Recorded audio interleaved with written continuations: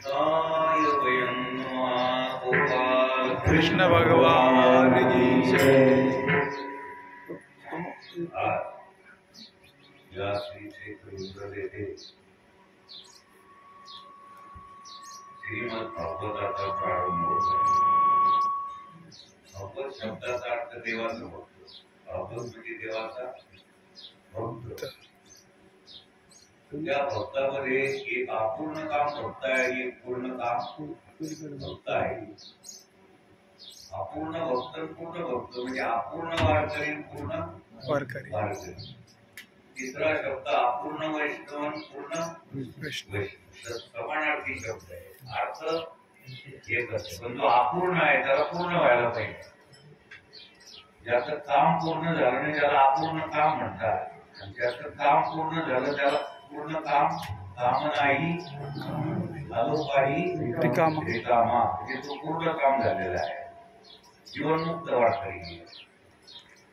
तर अशा या अपरिपक्व आणि सगळ्याला तपासूनही आपण परिपक्व आहे, सगळ्या करता ते होतात। ऐकाची तुम्ही म्हणा म्हणा ऐकाची तुम्ही भक्त भागवत, ऐकाची तुम्ही भक्त भागवत, ऐकाची तुम्ही भक्त भागवत, ऐकाची तुम्ही भक्त भागवत, ऐकाची तुम्ही भक्त भागवत, ऐकाची तुम्ही भक्त भागवत, ऐकाची तुम्ही भक्त भागवत, ऐकाची तुम्ही भक्त भागवत। हो कराल ते हित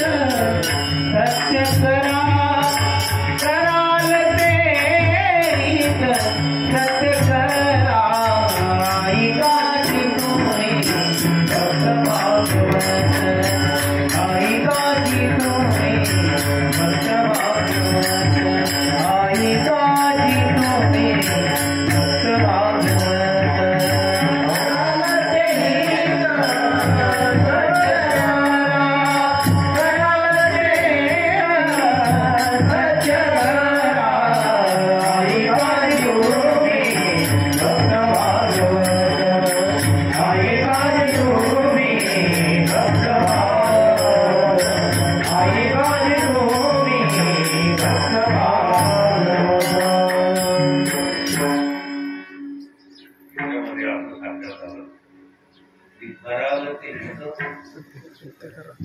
सत्य करा याच्यावर जोर देऊन जर सांगितलं त्याचा याचा अर्थ आपण असत्य काय कराल ते हित सत्य करा, असत्य दुसरं नाही, सत्याचा भाग आहे।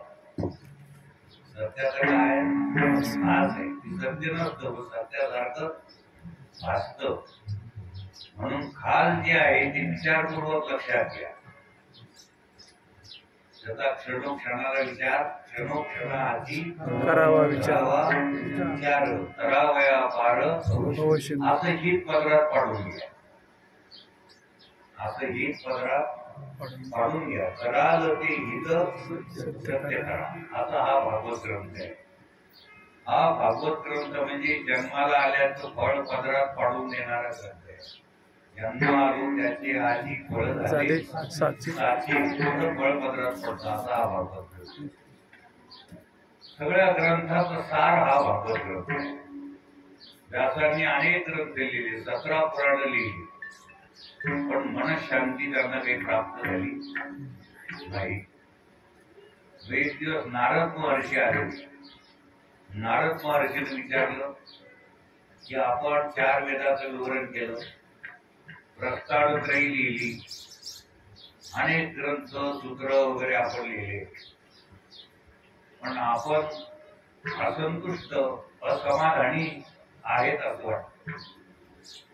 व्यासांनी सांगितलं ही गोष्ट खरी, मी महाभारतासारखा ग्रंथ लिहिला, त्याच्यामध्ये युद्धाच्या गोष्टी होती सगळ्या, पण मनाला शांती देणारा कृष्ण लीलामृत असा एखादा ग्रंथ लिहा, तर तो हा श्रीमद भागवत ग्रंथ 18वा पुराण की व्यासांनी ज्यावेळेस लिहिलं त्यावेळेस त्यांना समाधान झालं. तरी थोडी रूप मनात राहिली. या ग्रंथाचं आता व्यवस्थित निरूपण करणारा साक्षात जगद्गुरु सारखाच कोणीतरी पाहिजे, माझ्या पश्चात कोणीतरी पाहिजे. आता कोण आहे तर जगाचे गुरु आदिनाथ गुरु त्यांची उपासना केली. अरुणा देवी आणि व्यास महर्षी दोघा पती पत्नी. भगवान शंकर प्रसन्न झाले, पोपटाच्या रूपात तिथं आले, शुकाच्या रूपात आले आणि 12 वर्ष गर्भ धारण झाले. नंतर मग ते बाहेर पडले. शंकर असे आहेत जे जगात पडतच नाही, कैलासात सुद्धा राहिले नाही. स्मशाने शिवा क्रीडा, त्यांची क्रीडा कुठं असती, आपसात बोलत जाऊली. कारण ते असं वाटतं की इकडं गुई आहे इकडं गुई आहे अशी पद्धत. तेव्हा विषय आपला असा झाला की 12 वर्ष आत लपले ते, 12 वर्ष बाहेर प्रगट झाले. शंकराचा अवतार ते शुकाचार्य भगवान शुकाचार्य महाराज प्रगतीकरण झालंय. राम समर्थेला जे जन्माला आलेले आहेत प्रगट, त्यांना शुकाचार्याची उपमा दिली. वैराग्य जाचे शिष्टा परिज्ञान योगेश्वराचे कवी वाल्मिका सारिका म्हणसा. नमस्कार माझा महाराज की जय. भगवान शुकाचार्य प्रगट झाले. कथा अशी आहे पुढे भगवान शुकाचार्य या ग्रंथाचं चिंतन करणार सगळे देव एकत्रित आलेले. इंद्र चंद्र महेंद्र देव बर का, देवाचा देव नाही. देव आपल्याकडे काही देव आहे, काही देवाचा एक देवाचा देव आहे. बाकी जी देव आहे त्या देवाच्या देवामुळे त्यांना देव म्हणण्यात आलं. इंद्र देव आहे, महेंद्र देव आहे, चंद्र देव आहे, सूर्य देव आहे. सूर्याला स्वतंत्र प्रकाश नाही, स्वतःचा प्रकाश. यच्चंद्रमसि यच्चाग्नो तत्तेजो विच्छिन्नामकम् कामाविश्य भूतानि धारयाम्यहमोजसा. परावलंबी त्यांना प्रकाश कोणाचा आहे, देवाच्या देवाचा. आता पंखा जो फिरतो हा परावलंबी आहे का स्वावलंबी आहे? म्हणजे हा पंखा असा माणसाला बाहेर दिलं पसरून फिरत जातो. आपल्याला बाहेर दिसतो पंखा दिसतो, ती ज्याला चिटकवली ते दिसत का?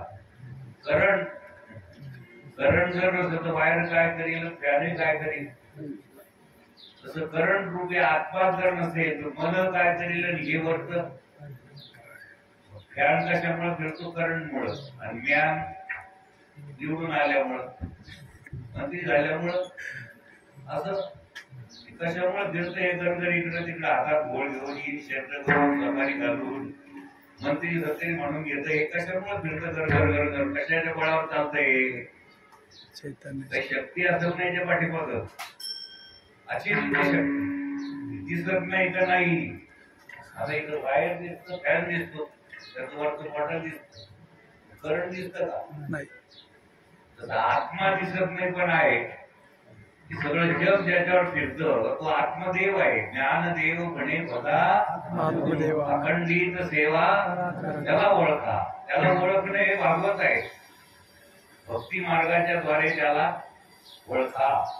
ज्ञानाच्या मार्गाने जर आवडलं तर भक्ती घ्या. भक्ती आणि ज्ञान हे दोन, हेची भक्ती हेची ज्ञान आणि एकला विठ्ठलची दान तेने विन जीवा सुख नव्हेचा.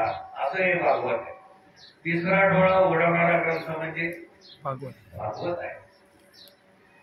जगात उत्कृष्ट कल्याण करून देणारा ग्रंथ म्हणजे भागवत आहे. न संपणारं सुख पदरात पाडून देणारा ग्रंथ म्हणजे श्रीमद भागवत आहे. असा हा ग्रंथ. हे ग्रंथ सकाळी व्यास प्रगट आहे. मग व्यासाला समाधान झालं. पुढे चालून भगवान श्रीकृष्ण परमात्मा आणि परीक्षिताचं, तर भगवान परीक्षिताचं संरक्षण गर्भात करतील अशी एक आपली आज कथा होईल. आत्मदेवाची एक कथा होईल. थोडक्यात थोड्या आपल्या कथा होणार आहे. तर परीक्षित भगवान